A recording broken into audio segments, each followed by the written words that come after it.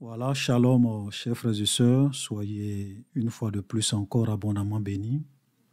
Aujourd'hui, nous allons faire une petite vidéo, je l'espère bien. Voilà, parce que souvent on dit une petite vidéo et puis après, on se retrouve en train de faire des vidéos de plus de 30 minutes.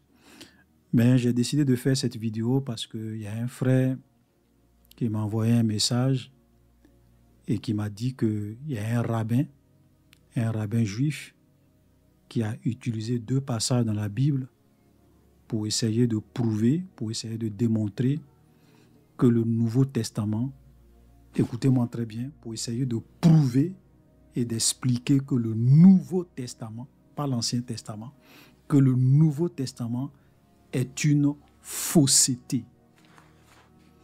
Voilà. Donc, si le Nouveau Testament est une fausseté, ça veut dire que nous, les chrétiens, nous croyons, notre foi est basée sur du faux, sur quelque chose qui n'est pas la parole de Dieu. Voilà. Donc, aujourd'hui, malheureusement, il y a beaucoup de personnes qui attaquent la Bible, qui attaquent le Nouveau Testament, dans le but de vraiment pousser les chrétiens à douter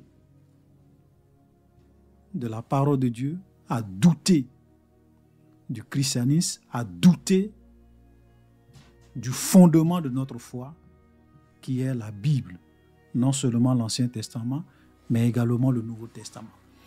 Donc ce rabbin juif-là, comme c'est un rabbin juif, et aucun rabbin juif ne peut réellement dire que l'Ancien Testament est une fausseté, donc ils croient en l'Ancien Testament, mais souvent leur opposition au christianisme, leur opposition à Jésus, leur haine pour Jésus, les pousse à tout faire pour prouver aux chrétiens que leur foi est basée sur du faux.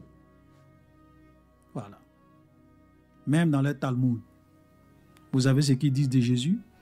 Ils disent que Jésus est en train de brûler à l'enfer avec des excréments humains. Voilà. Et que Jésus est un bâtard.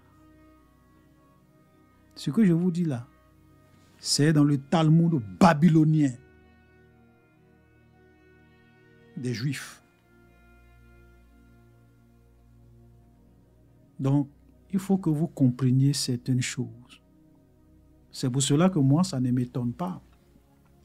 Je ne suis pas étonné de voir un rabbin juif s'en prendre aux chrétiens, s'attaquer à la Bible, s'attaquer au Nouveau Testament, s'attaquer à la foi chrétienne. Ça ne m'étonne pas. C'est le contraire qui aurait pu m'étonner. Voilà. Et souvent, on se demande pourquoi les chrétiens passent leur temps à aller écouter des gens qui sont des ennemis de l'évangile. Ce n'est pas moi qui le dis, c'est la parole de Dieu qui le dit. On va lire un passage, c'est très important. Romains, chapitre 11, le verset 28. Ici, on est en train de parler des Juifs. Et l'apôtre Paul dit, en ce qui concerne l'évangile, ils sont ennemis à cause de vous, mais en ce qui concerne l'élection, ils sont aimés à cause de leur Père. J'ai déjà expliqué ce texte lorsqu'on est en train de parler de la prédestination de l'élection.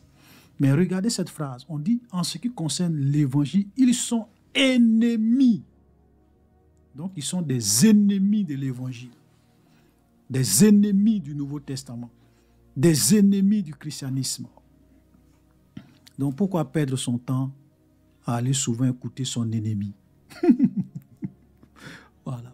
Pourquoi perdre son temps à aller écouter même souvent des musulmans qui sont ennemis de la foi chrétienne, dont dans leur Coran, il est dit que Jésus n'a pas été crucifié. Mais qu'est-ce que tu veux qu'un musulman te dise sur Jésus, sur le Nouveau Testament?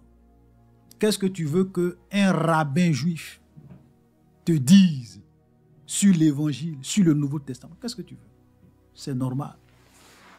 Donc ça ne m'étonne pas de voir un rabbin juif venir prendre 2 textes ou bien des textes pour prouver que le Nouveau Testament est faux. Mais on va vous expliquer qu'il est dans l'erreur, que ce sont des menteurs, des falsificateurs de la vérité. Voilà. C'est notre travail. Vérité biblique TV, Église Vérité biblique. Donc, quand tu veux t'attaquer à la vérité biblique, nous, on va venir dans l'amour du Seigneur pour rétablir la vérité. Pour que ceux qui ont des yeux puissent voir et ceux qui ont des oreilles puissent entendre. C'est notre rôle. Et on le fait par la grâce et par la puissance du Seigneur Jésus. Alléluia. Voilà. Donc, il a cité 2 textes. Le premier texte, voilà, qu'il a pris, c'est dans l'Ancien Testament. Nous allons lire, c'est Genèse chapitre 46, à partir du verset 26. Écoutez très bien. Les personnes qui vinrent avec Jacob en Égypte, ici on est en train de parler de l'histoire de Jacob et de ses 12 fils, voilà, les 12 tribus des fils d'Israël. Joseph était allé en Égypte et de l'Égypte, il a fait venir toute sa famille, son père et tous les membres. Voilà. Donc, au verset 26, on dit les personnes qui vinrent avec Jacob en Égypte et qui étaient issues de lui étaient au nombre de 70 en tout, sans compter les femmes des fils de Jacob. Donc, si on enlève les femmes des fils de Jacob, tous ceux qui sont venus s'installer en Égypte, issus de Jacob, ils étaient au nombre de 70. C'est ce que le texte nous dit. C'est ce que le texte nous dit. Maintenant, lorsque nous allons dans le Nouveau Testament, regardez, dans le Nouveau Testament, dans Actes chapitre 7, le verset 14, il est dit, « Puis Joseph envoya chercher son père Jacob et toute sa famille composée de 75 personnes. » Ça, c'est dans le Nouveau Testament. Actes chapitre 7, le verset 14, je reprends encore. « Puis Joseph envoya chercher son père Jacob et toute sa famille composée de 75 personnes. » Donc, ce rabbin juif-là dit, voilà, tu vois que quand on vous dit que votre Nouveau Testament est une fausseté, voilà la preuve. Parce que dans la Torah, dans l'Ancien Testament, on dit 70 personnes. Et dans le Nouveau Testament, on dit 75 personnes. Donc, entre les deux, là, il y a un qui est faux. Donc, ça ne peut pas être l'Ancien Testament puisque l'histoire est déjà racontée dans l'Ancien Testament. Donc, le Nouveau Testament ne fait que rapporter ce qui a été déjà écrit dans l'Ancien Testament. Donc, c'est le Nouveau Testament qui est une fausseté. Et souvent aussi, il y a des musulmans qui viennent prendre ces genres de textes pour dire « Ah oui, la Bible contient des contradictions, vous voyez ici. » Voilà. J'ai même vu, pour ceux qui connaissent Shabir Ali, voilà, ce apologiste musulman, menteur, falsificateur de la vérité. Il a même fait des trucs où il parle des 101 contradictions dans la Bible. Il a cité ça, ces 2 textes, il a cité. On va déconstruire son mensonge aujourd'hui. Voilà. Vous voyez, quand vous lisez ce genre de textes, vous pouvez dire oui, mais c'est vrai. Comme je le dis souvent, dans la plupart des textes, des soi-disant contradictions dans la Bible, quand vous lisez ça, vous dites oui, mais c'est vrai. De l'autre côté, on dit 70. Ici, on dit 75. Il y a forcément un qui ment. Il y a forcément un livre qui est faux. Voilà. Frère, Jésus a dit quelque chose de très important. Vous connaîtrez la vérité et la vérité vous affranchira. Il y a beaucoup de personnes aujourd'hui qui, dans leur haine ou bien dans leur utilisation par le diable, ils veulent venir mettre le doute dans le cœur des chrétiens concernant la vérité biblique, concernant la parole de Dieu. Satan aujourd'hui est en train de distraire les chrétiens, détruire la foi de beaucoup de chrétiens à cause des soi-disant contradictions. Alors, je vais vous dire qu'il n'y a pas de contradiction. Voilà, il n'y a même pas de contradiction. Ce n'est pas ça qui prouve, ça ce n'est pas une preuve que le Nouveau Testament est une fausseté ou bien le Nouveau Testament n'est pas la parole de Dieu. Je vais vous expliquer pourquoi. Écoutez-moi attentivement. Parce qu'il y a des choses que souvent vous ne savez pas, c'est normal, voilà, puisqu'aujourd'hui, dans la plupart des églises, les soi-disant pasteurs, voilà, surtout les faux pasteurs, les faux prophètes, passent leur temps à faire du spectacle que d'enseigner la vérité aux gens pour que les chrétiens soient assis et affermis. Les gens sont dans le spectacle. Aujourd'hui, il y a les hommes de Dieu qui enseignent la parole de Dieu. Ils existent. Voilà, je ne dis pas qu'il y a des vrais hommes de Dieu, voilà, dans le monde, mais ils sont rares. La plupart des stars qu'on voit sur les réseaux sociaux, sur Facebook, à la télévision, ce sont des faussaires. Voilà. Ils sont rares, les vrais. Ils existent, mais ils sont rares. Ce sont des églises de spectacle, de divertissement, de one-man show. La vérité n'est pas enseignée. Voilà. Donc, il n'y a pas de contradiction. Et Actes chapitre 7, le verset 14, n'est pas en contradiction avec Genèse. Je vais vous dire pourquoi. D'abord, ce que ce rabbin juif ne va jamais vous dire, même si c'est la vérité, parce que souvent, les rabbins juifs, ce sont des gens qui connaissent la vérité. Ce sont des gens qui sont souvent très instruits. Ce sont des gens qui sont très instruits. Ils connaissent beaucoup de choses. Ils savent. Mais ils vont venir mentir. Voilà. C'est ça. C'est pour cela que Jésus les a regardés et dit, vous avez pour père le diable. Oui, Jésus les a dit, vous avez pour père le diable. Il est menteur et le père du mensonge. Lorsqu'il parle de son propre fond, il ne se tient pas dans la vérité. Lorsqu'il parle, il profère le mensonge. Vous voyez? Ce que vous devrez savoir, c'est que avant le début du christianisme, autour des années 2000, autour des années 270 avant Jésus-Christ, je n'ai pas dit après Jésus-Christ, 270 avant Jésus-Christ, les Juifs, au nombre de 72 Juifs, donc 6 personnes par tribu, donc il y a 12 tribus, non? Ils ont choisi 6 personnes par tribu, ça faisait 72, donc 6 fois 12, ça fait 72, pour traduire la Bible hébraïque, puisque l'Ancien Testament a été écrit en hébreu. Donc, pour traduire la Bible hébraïque en grec, sous l'ordre du roi Ptolémée II. Écoutez-moi très bien. Donc, il y a 72 Juifs qui ont été choisis. 6 personnes par tribu, 72. Ils se sont enfermés pendant 72 jours.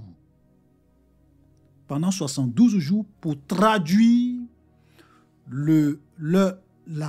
pour traduire l'Ancien Testament qui était en hébreu, pour traduire ça en grec, sous l'ordre du roi Ptolémée II, qui était un roi païen et qui avait, à un moment donné dans son royaume, qui a voulu que les textes, sacrés, ou bien les livres saints de chaque peuple dans son royaume soient traduits.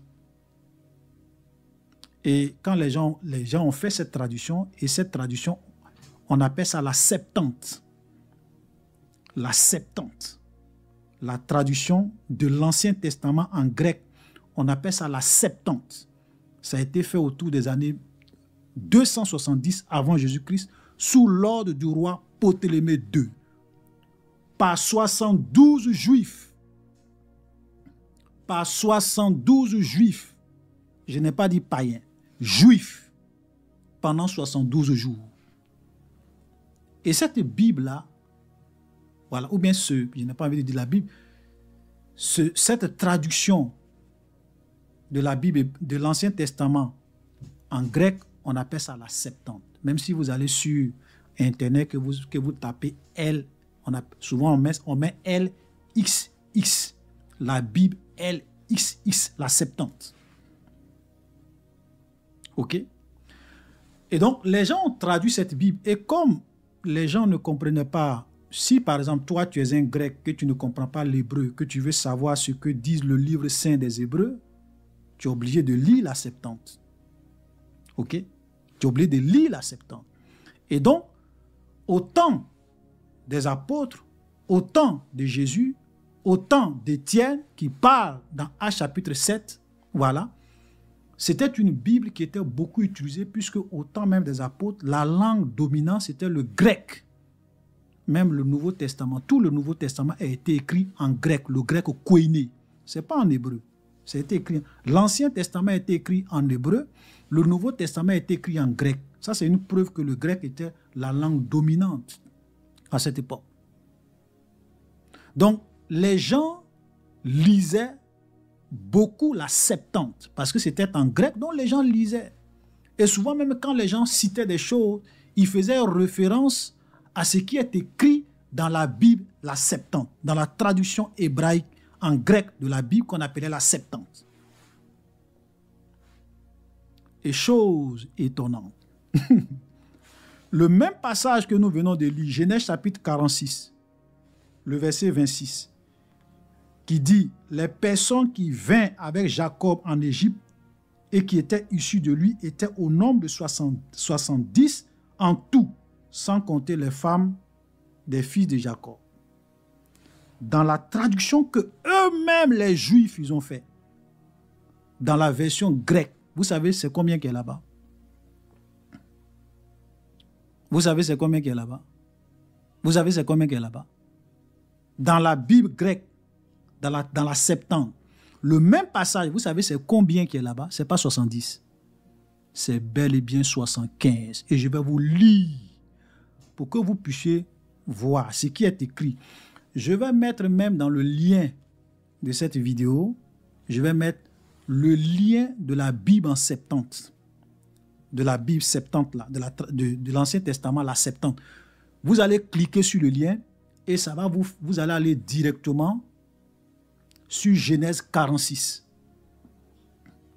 Sur Genèse chapitre 46, quand vous allez cliquer sur le lien, vous allez tomber sur Genèse chapitre 46 et allez-y lire, écoutez-moi très bien, lisez le verset 26 et le verset 47. Donc vous allez voir, quand vous allez cliquer sur le lien, il y a une partie qui est en grec, ok, et ils ont traduit ça en français. Il y a une autre partie à côté qui est en français avec les versets qui sont d'un côté. Voilà, d'un côté. Vous allez voir le verset et puis vous allez voir le verset avec le numéro du verset à côté. Voilà. Donc, c'est pour ne pas que les gens pensent que oui, ce que le frère Olivier va dire là, il a inventé, c'est un manipulateur. Non, je vous en prie, cliquez sur le lien que je vais mettre dans la description de cette vidéo pour aller vous-même lire de vos propres yeux. Vous allez voir et vous allez comprendre ce que, quand Étienne dit 75 là, il fait référence à quoi? À quelle traduction?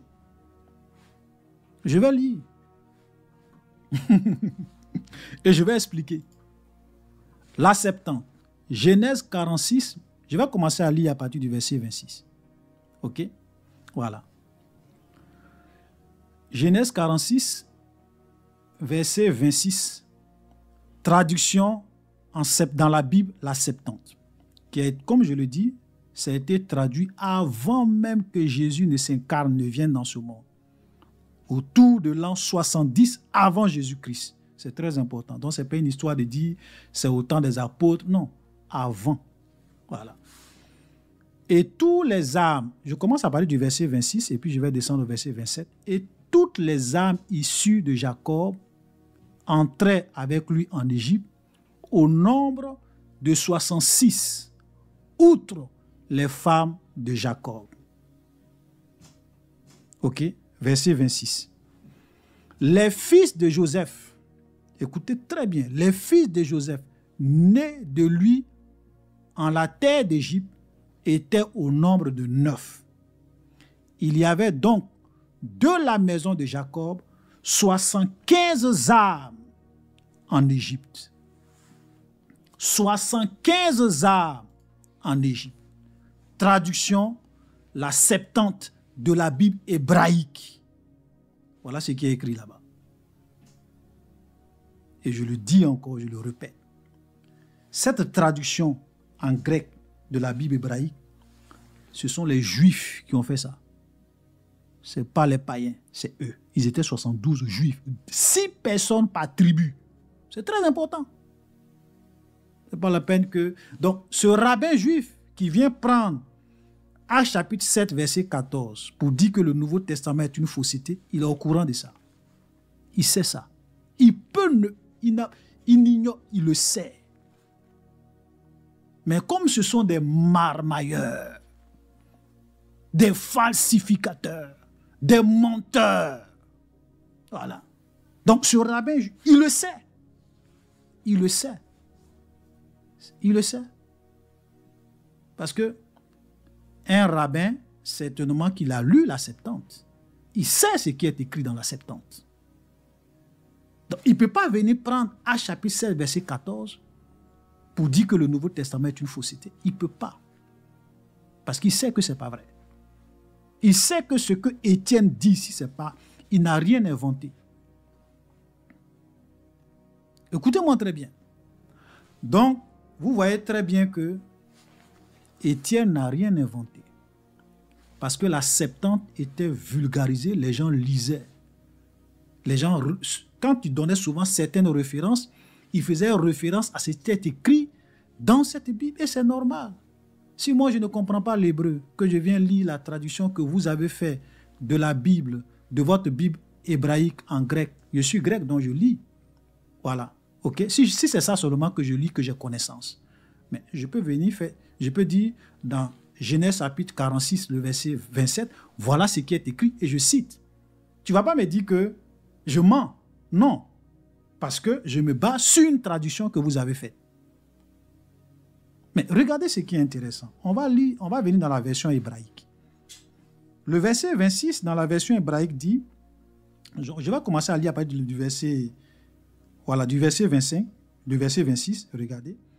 On dit, les personnes qui vinrent avec Jacob en Égypte et qui étaient issues de lui étaient au nombre de 66. Pardon, je m'étais trompé dans la première lecture. Voilà, je m'étais trompé parce que j'avais dit 70, c'est plutôt 66. C'est au verset 27 qu'on parle de 70. Voilà, je corrige ça. Donc, les personnes qui étaient issues de lui, les personnes qui vinrent avec Jacob en Égypte et qui étaient issues de lui étaient au nombre de 66 en tout, sans compter les femmes des fils de Jacob. Regardez maintenant le verset 26. Et Joseph avait 2 fils qui lui étaient nés en Égypte. Ici, vous voyez qu'on parle de 2 fils de Joseph. Dans la Septante, on parle de 9 fils. On dit, et Joseph avait 2 fils qui lui étaient nés en Égypte. Donc, si on prend les 66 personnes du verset 26 et qu'on ajoute les 2 fils de Joseph, ça fait combien? Et qu'on ajoute les 2 fils de Joseph, ça fait 68. Le total des personnes de la famille de Joseph qui vint en Égypte était de 70. Pourquoi on est arrivé à 70? Parce que on a vu 66, plus les 2 fils de Joseph, ça fait 68, plus Jacob lui-même et sa femme. Donc ça fait bel et bien 70. Ok? Voilà. Maintenant, dans la Septante, eux, ce n'est pas comme ça qu'ils ont calculé pour aboutir, pour dire qu'il y a 70. Regardez, parce que quand vous lisez la Septante, il est dit, au verset 26, on parle bien des 70, il dit, et tous les âmes issus de Jacob entraient avec lui en Égypte au nombre de 66, outre les femmes des fils de Jacob. Donc, c'est le même nombre, les 66, qu'on a dans le verset 26, ok, dans la Bible hébraïque. C'est dans le verset 27 qu'il y a une différence. Mais la différence vient d'où? Parce que ici on dit les fils de Joseph, nés de lui en la terre d'Égypte, étaient au nombre de 9. Alors que dans la version hébraïque, on dit 2. Pourquoi ici on dit 9? Parce que ceux qui ont fait la traduction ont considéré, ont pris en compte non seulement les 2 fils de Joseph, mais les enfants des 2 fils de Joseph. Donc c'est tout ça qui faisait 9 personnes de la famille de Joseph. Ok? Donc si on prend ces 9 et qu'on ajoute aux 66 du verset 26, ça fait bel et bien 75. Mais ils n'ont pas aussi pris en compte dans les 75, ils n'ont pas pris en compte Jacob et sa femme. Sinon, ça les fait 77. Voilà. Donc, ils ont simplement pris en compte les 9 plus les 66, ça fait 75. Donc, eux, ils ont pris en compte les fils des 2 fils de Joseph. Des 2 fils de Joseph. Vous comprenez? Et ça, c'est eux-mêmes qui ont fait cette traduction. Donc, lorsque Étienne est en train de parler dans Actes chapitre 7, et qu'il dit,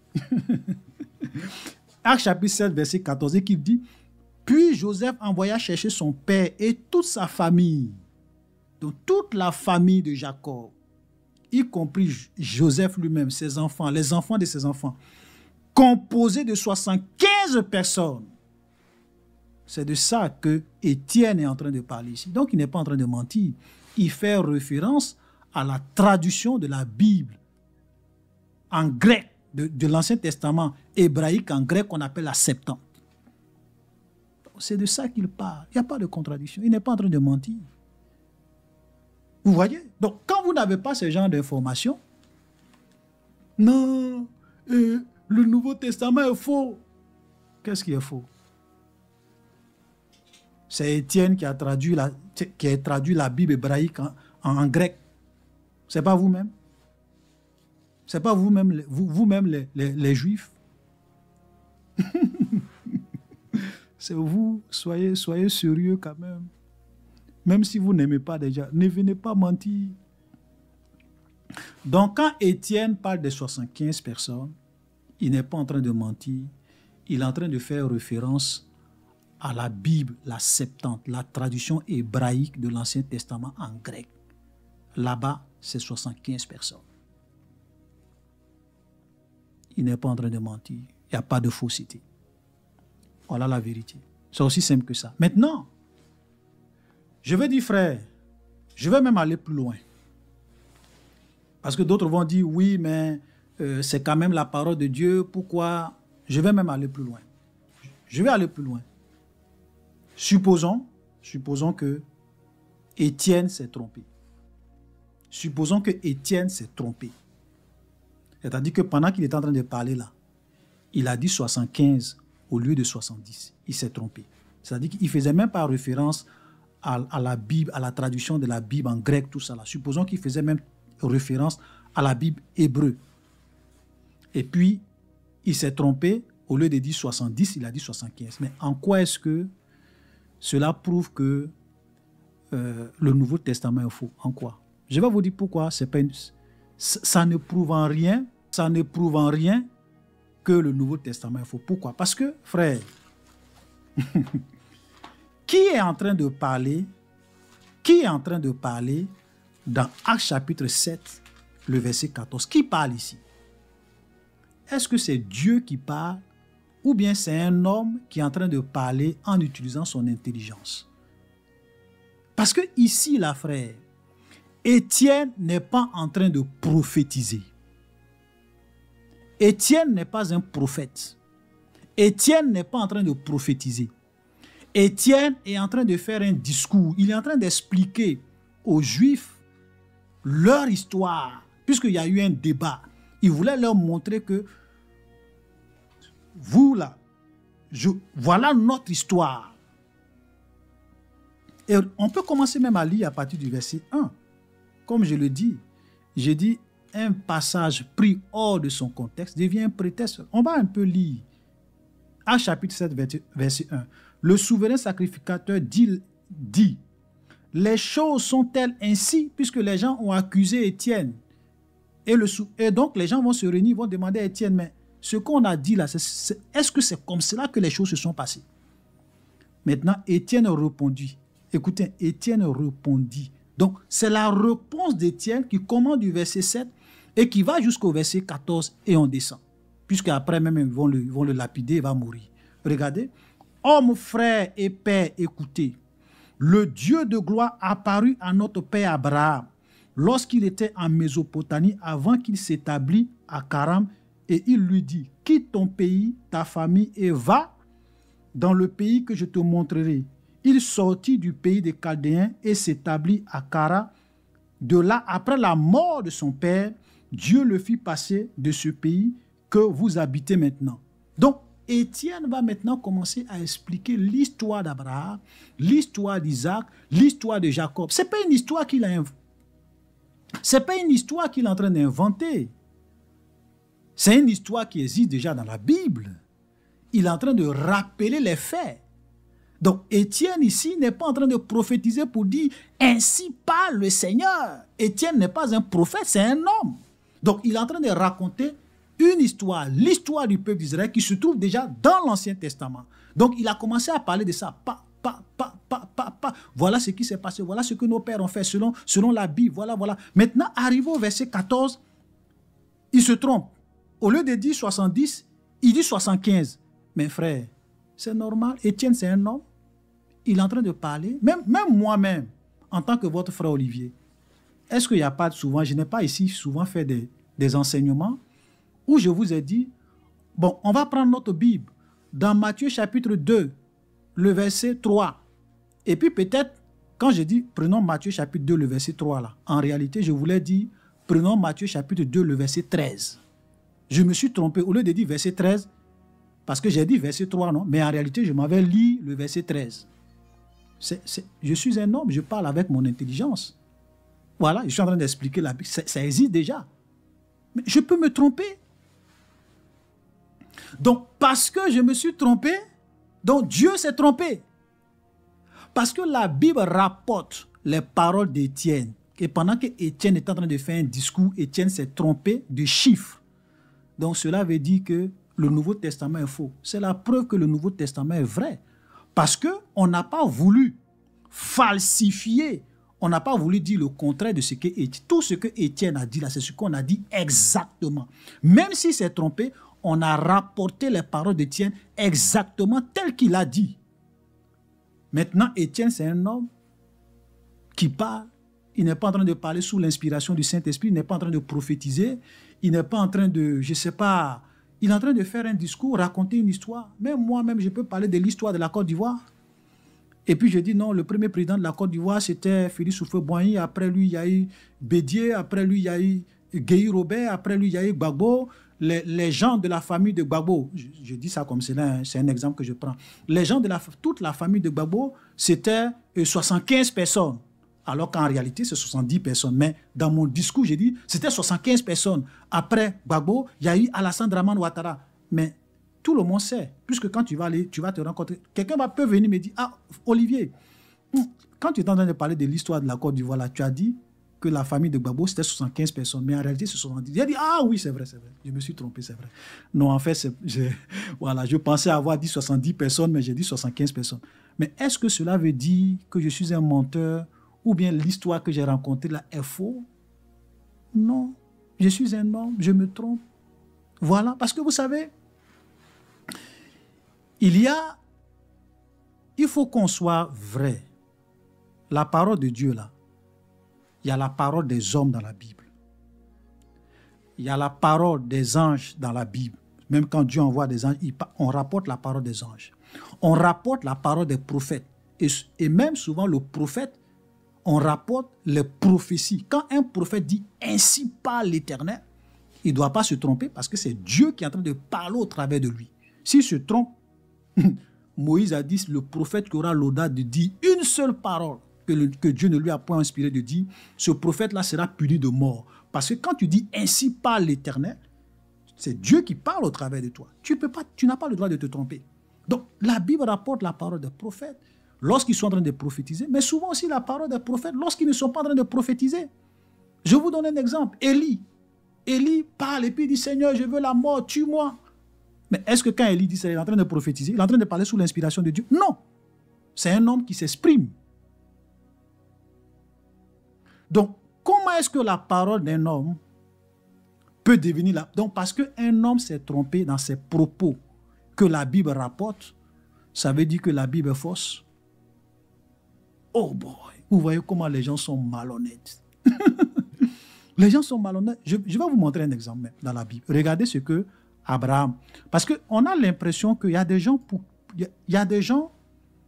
Même lorsque des hommes, des êtres humains se trompent dans la Bible et que la Bible rapporte les faits, c'est Dieu qui s'est trompé.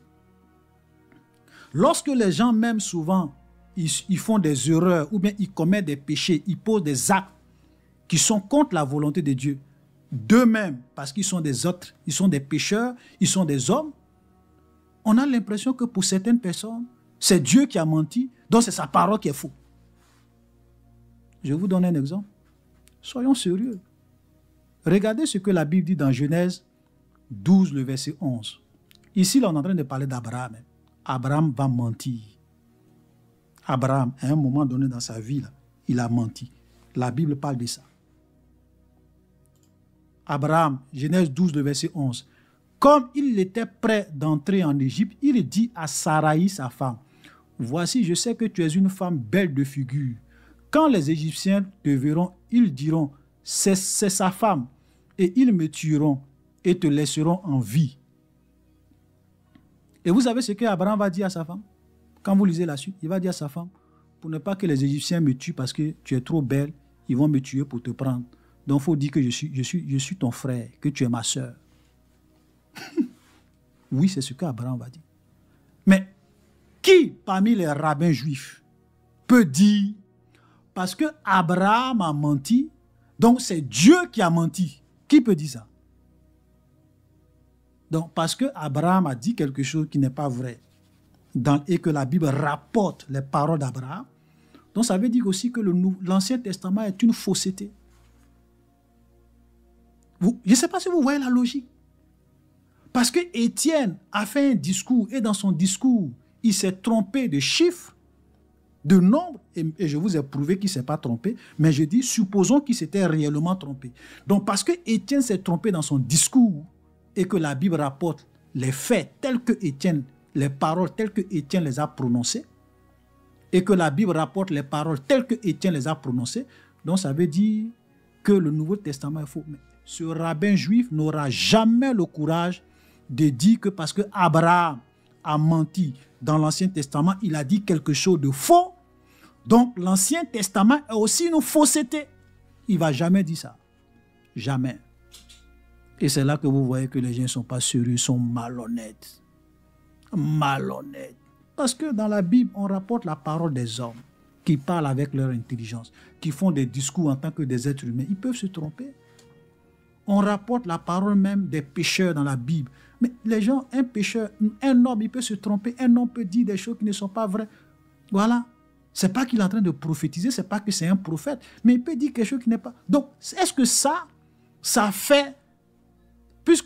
Et c'est là que vous voyez que la Bible, est vraie, que le Nouveau Testament n'a pas été falsifié. Parce que si on avait voulu falsifier là, on allait falsifier ça. Pour que ça soit 70-70, là, quand ça colle. Mais on dit non, non, non. C'est ce que Étienne a dit. Il s'est trompé, mais on va dire ça quand même. C'est ça la parole de Dieu. La Bible est la vérité. On ne falsifie pas. On écrit les choses telles que c'est. Et on cherche à comprendre. Alléluia. Alléluia.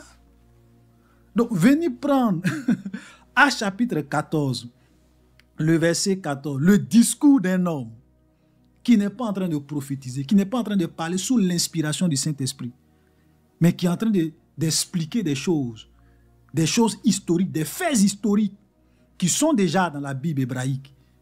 Et quand il est en train de parler, il se trompe dans son langage, il y a un lapsus. On dit non, voilà ce monsieur, le Nouveau Testament est faux. Plaisanterie. Vous êtes des plaisantins, des marmailleurs. Vous n'êtes pas sérieux. Vous n'êtes pas sérieux. Ce rabbin juif, la manière dont il a raisonné, si Actes chapitre 7, verset 14, on peut raisonner aussi comme ça sur l'Ancien Testament. L'exemple que j'ai pris là, Abraham a dit quelque chose de faux. Il a menti. Mais on peut aussi dire que puisque Abraham a menti et que tout ce qu'Abraham a dit n'est pas vrai, donc l'Ancien Testament aussi une fausseté. Non.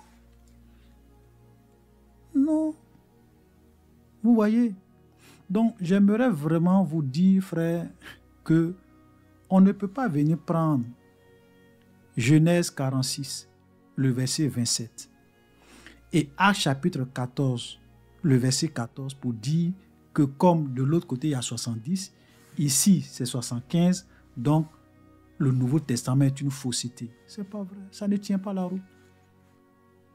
Voilà, comme les gens savent que il y a des choses que les gens ne connaissent pas sur la Bible, il y a des choses que les gens ne connaissent pas sur le Nouveau Testament, les gens peuvent souvent venir, les gens peuvent souvent venir prendre des passages comme cela pour vous faire croire que non, l'Ancien Testament dit ça, le Nouveau Testament, mais qui parle?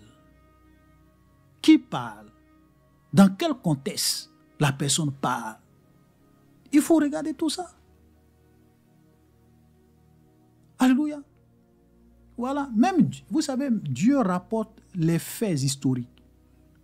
Que ça soit en bien, que ça soit en mal.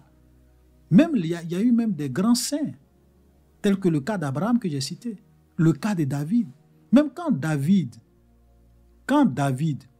qui était l'homme selon le cœur de Dieu, est allé tuer quelqu'un pour prendre sa femme, Dieu n'a pas caché ça. C'est écrit dans la Bible. Dieu a rapporté ce que David a fait. Et Dieu même a puni David pour ça. Mais est-ce que moi je peux dire que oui, parce que David a péché, donc Dieu a péché? Comme David a commis l'adultère, ça veut dire que la Bible est fausse. Dieu a commis l'adultère. Comme le chrétien qu'on appelle Étienne a dit, s'il s'est trompé, il a dit 75, donc ça veut dire que c'est Dieu qui a dit 75. C'est ça? C'est pas ça. Soyons sérieux. Voilà, donc je voulais vraiment faire cette vidéo encore pour vous éclaircir, parce qu'aujourd'hui, les gens sont en train d'attaquer la Bible sur plusieurs plans. Ils viennent avec des argumentations farfelues qui ne tiennent pas la route, qui n'ont ni tête ni queue pour tromper les gens. Dans la traduction grecque de la Bible hébraïque qu'on appelle la Septante, là-bas, c'est bel et bien 75. C'est à ça que Étienne faisait allusion. Et même si on suppose même que Étienne ne faisait pas allusion à cette traduction et qu'il a vraiment dit 75 et qu'il s'est trompé, cela ne prouve pas que le Nouveau Testament est faux, parce que c'est la parole d'un homme qui n'est pas en train de prophétiser. Voilà.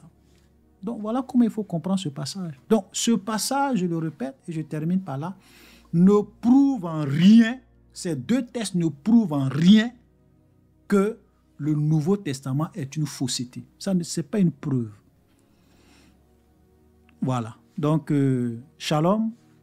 J'espère que vous avez été édifiés, vous avez compris la vérité. Que le Seigneur vous bénisse et à la prochaine.